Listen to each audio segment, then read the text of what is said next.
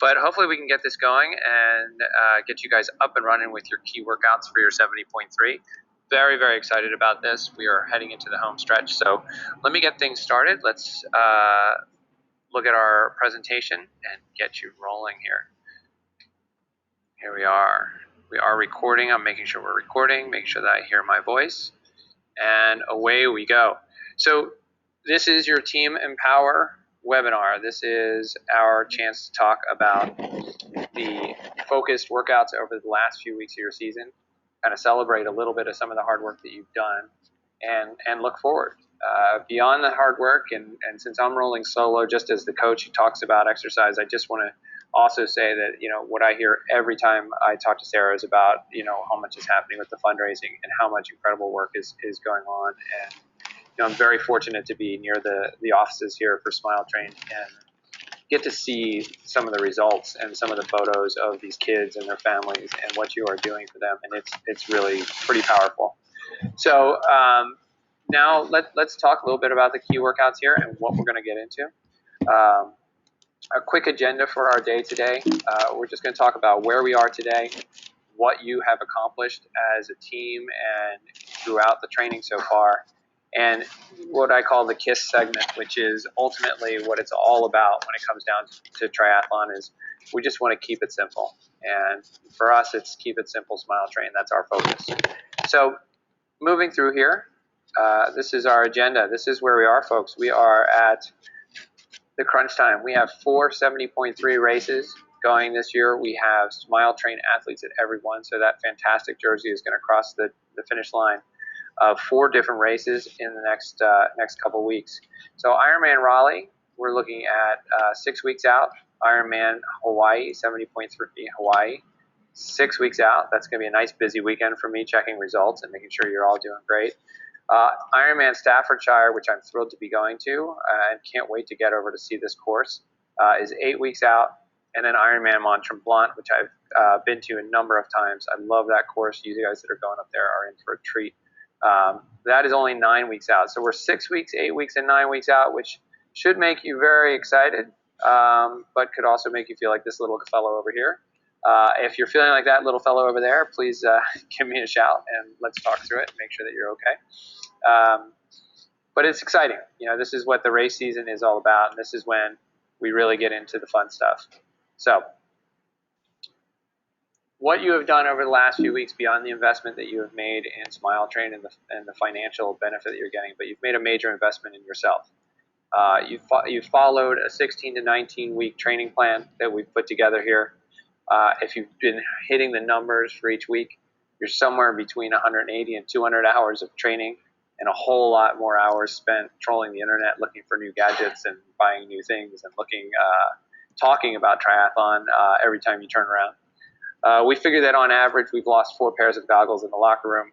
You've lost about 3 layers of skin in certain parts of your body due to a not so great bike saddle or bike shorts. We have 180 loads of excess laundry that has gone through your machines. You have shedded personal pounds off your body and shedded many a pound from your wallet, for those of you in our Staffordshire group.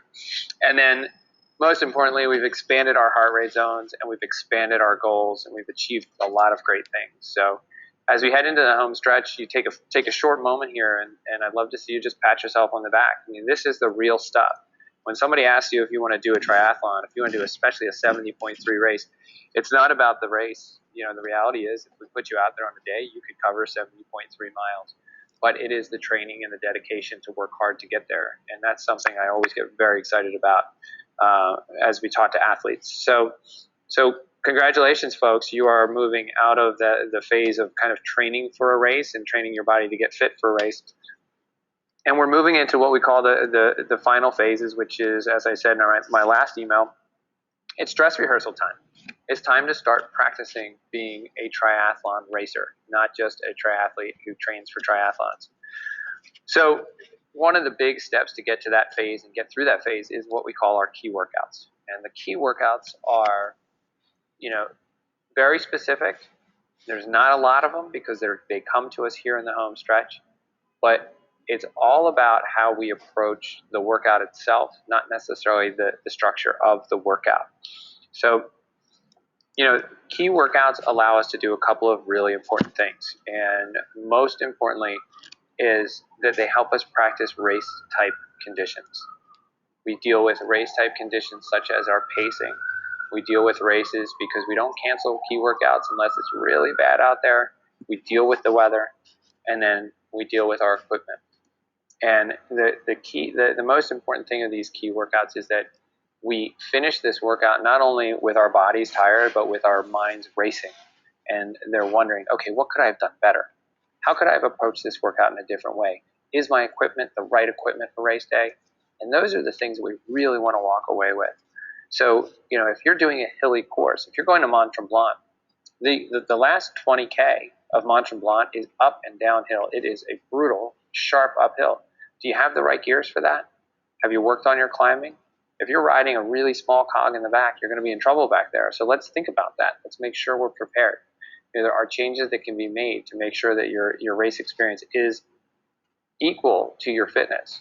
It's one of the things that these key workouts should do. You're fit now, you're strong. Now practice racing so you can make sure that you're prepared as much as you can to perform to your greatest ability.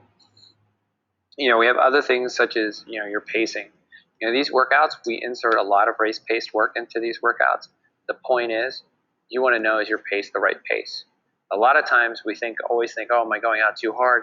But the other question is, am I going out too slow? It's that idea of, am I leaving speed on the course? Could I be pushing myself a little bit? And you'll see in some of the workouts how we tweak that and look for that. The other thing is, like I said, it's the weather. What can I do better in the wind? I said, you guys have trained in all kinds of weather at this point, but the question also remains, now think about what happens on race day. A lot of days you're like, I'm going to mash through the wind here just because, it's a windy day and I just want to get off my bike and get home because I've got dinner plans tonight. But now the thought is, okay, well, if this was race day, I'm out here on the course, the wind is really ripping. How am I going to protect myself so that I can run really well? How am I going to maintain a pace? What's my mindset as I go through this? And then the other things that we want to think about, a flat tire, I call them, and then, your race crazies. Your race crazies are something that you think about. It's not you, that's not, the mental stuff is down 2 more points. The race crazies I'm talking about here are the race crazies of your friends, your family. How are you going to manage their schedules? How are you going to make sure that they're in the right places and they're not coming to you when you're sitting there really kind of visualizing your race, and they're not coming over and going, we want to go to dinner now. Can you tell me where to go to dinner? And you're having to manage all of their schedules. So these are things to start putting into your head and thinking about. The other things is understand race nutrition challenges. What, when, and how will you take in calories? It's very important for us to understand with nutrition. One, make sure that we've got our nutrition plan nailed down. We don't want to be sitting on race the night before the race day going, I can't decide if I'm going to do a gel, or I'm going to do a block, or maybe I'm going to do Skittles, or maybe Swedish fish, or I like to eat hamburgers. All right? We want to make sure that that I like the salted caramel goos, and I like to have those on the run. And on my ride, I use Carbo Pro and I use Gatorade, and those are my only things. And we want to make sure that you've got a really good plan. If you need to talk to us about the plan, we will be doing a nutrition seminar as well in the next couple weeks. But if you have very specific conversations or concerns, please give me a call. I've had a couple of conversations with athletes at this point already. I'm happy to have more. The other piece of these is, as I said earlier, this is probably the most important thing. It's the mental game. It's that idea of being in your race mindset. What are your fears? What are your concerns? Are there certain aspects of the race that you really are worried about? And how do we manage those now? We don't want to be standing on the edge of the water going, I'm terrified of this swim. Or more importantly, it's okay to be terrified, but I want to know how you're going to manage that. How are you going to handle that? It's okay to be nervous. Nerves are fantastic. They're like the best type of energy gel you could ever get. But the question is, how do you manage them? So these are important. What makes you go? What's your inspiration? Look at a picture on that Smile Train site, and that's enough inspiration for me to go, I'm doing something for someone, that's phenomenal. But if you have other inspiration, if you have somebody in your life, somebody in your family, if you have something you're doing this for, start to write it down. Start to understand your motivation, because motivation is one of the key elements to racing well. And then the other piece of this, which is a really important thing, and comes from a conversation I had with an athlete last year, right before she was heading out to race, and the conversation was, she said, I have all these dark places. I always end up in this negative spot. And before a particular race, what we talked about was, get out there and explore these dark places. Don't be afraid of them, and don't just wallow in them. Just recognize, all right, I'm there. Like my mind is telling me not to go on. My brain is telling me I can't, and I can't seem to get over this. And start to dig into it and start to fight back at it. Start to understand, all right, the dark place is coming from here, and this is my way out. Or just start to understand, like, why is this coming on? Is it just simply that I just haven't eaten enough today? My kids get really cranky when they don't eat. So, and so do my athletes. So it is oftentimes a nutritional issue. Like, we call it hangry. You get hangry when you're riding down the road and you've got that crack, and every crack in the road starts to make you crazy. Well, it's not the cracks in the road, it's the fact that you're hungry. But these are important things to explore and try to understand, so that when you're out there on race day and you do face that issue, be it a flat tire or a dark place, that you have a strategy and you have a way out of it. The key to success in racing these races, and we will go into a much deeper mental discussion before race day, but the key to success here is often just the ability to manage your day. The person who manages their day best is the one who wins the race, and has the best race and the best race experience. And it's rarely the fastest that do that. So something to think about as we go forward. So, these are what they allow you to do. I had mentioned this earlier, the Keep It Simple Smile Train. Triathlon, the other aspect is this, that was a lot of complicated things. If we break it down into the simplistic things, here's the simple reality. Triathlon is one event, not three. You train in 3 different disciplines, but your body is going to move for 70.3 miles. That is the race. That is the sport that we are dealing with. The event is going to force you to swim, bike, and run in succession. And that's how it works. The more complicated we make it, the harder it's going to be to manage. So if we start to kind of throw too many variables into it, try to strip it down, make it light, make it easy. If I've got 5 gels that I want to carry, well, it's a whole lot easier to take those 5 gels, put them into one flask, and be done with it, than it is to carry and open and find a spot on my jersey where I can hold those gels. We don't want that. And then one of the things that I really want to focus on in these workouts is, the idea of trying, and trying to go harder, trying to be faster. And we throw a lot of mental energy and effort into the word try, when what we really want to do is we want to execute. And what we want to do is we want to execute the skills that we've learned. You've become a better swimmer, you've become a better biker, you've become a better runner, and which means you are a better triathlete. And when we're out there, you need to execute perfectly. And if you execute perfectly, you will go faster than you ever have before. If you just try to go faster, your focus is only on the result, and you get yourself out of the current moment. You want to be in the moment and executing well. So the workouts that are set up, and we're going to go right into those right now, the workouts give you these shorter opportunities to really execute perfectly and give you a taste of it. And we want to get to know what that feels like. We want to get to know how we get there. And that's our focus in these key workouts. So let's get into it. So these are some of these workouts you guys have been doing, and you've been doing them very well from some of the accounts, the Training Peaks accounts, and some of the conversations I've had.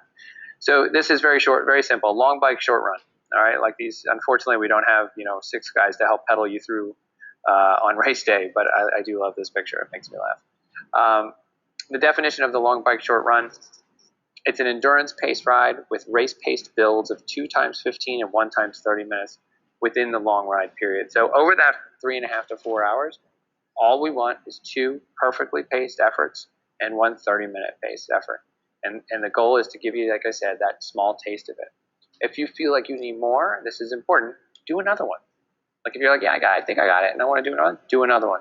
Do it within there and make yourself work.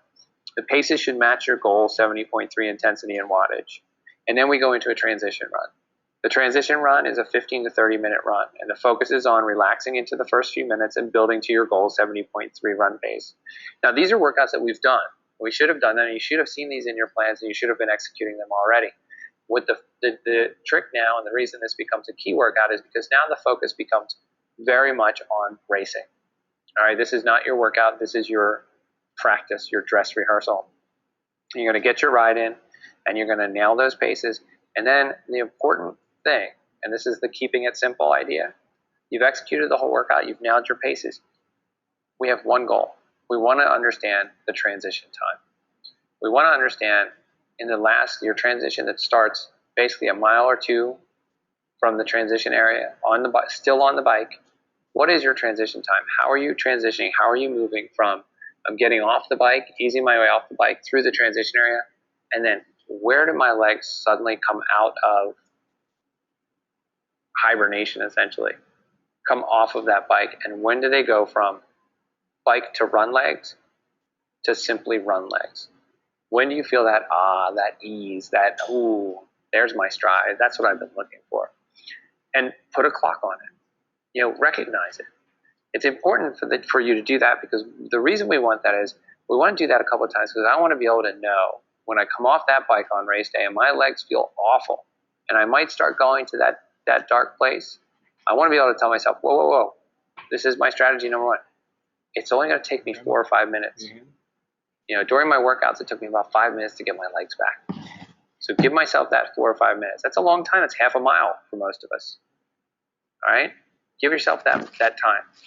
And then know it's going to happen. So at 3 minutes off the bike, you're going, oh my gosh, I'm never going to make it.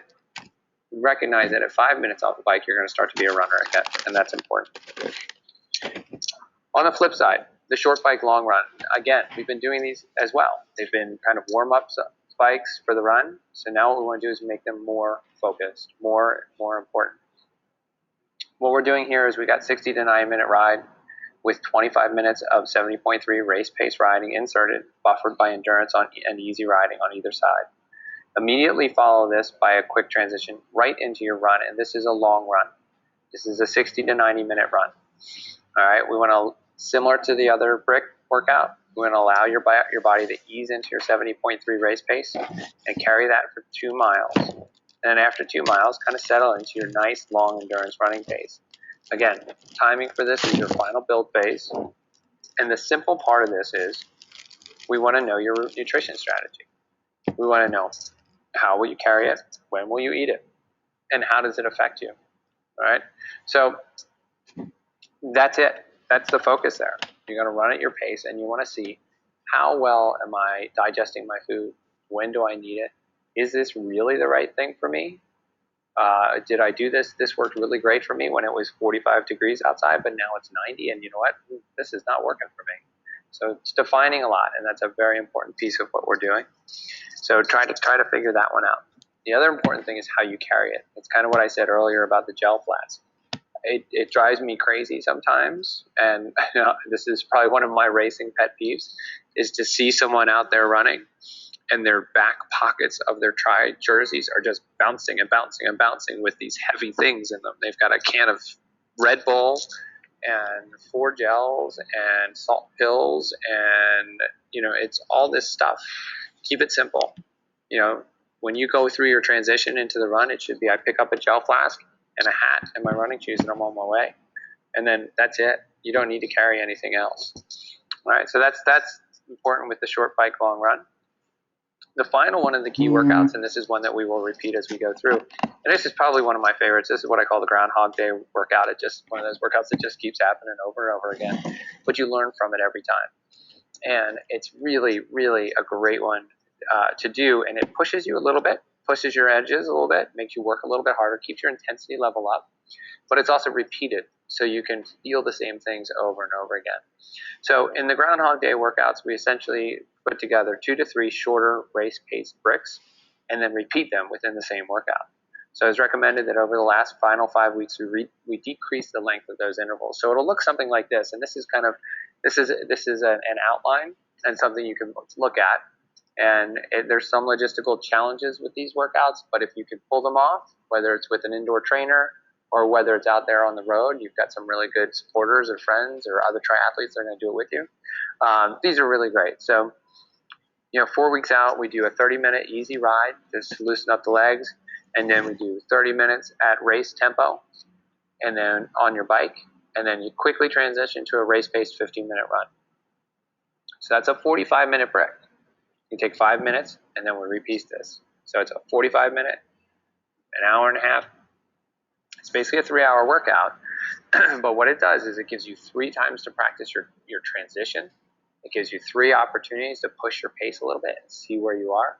And it really puts together a nice long workout a couple of weeks out from your race. But it's not as hard on your body because you're transitioning repeatedly. 3 weeks out, we shorten those intervals. We do 20 minutes of riding. We do 10 minutes of running, right? We do that 2 times through, right? And then we only do that one twice, though. And what we want with that is a slightly higher intensity. Try to push your pace. Again, trying to learn a little bit from that last time round. And then 2 weeks prior to the race, we're going to do 3 times. We're going to go a 10-minute ride and an 8-minute run.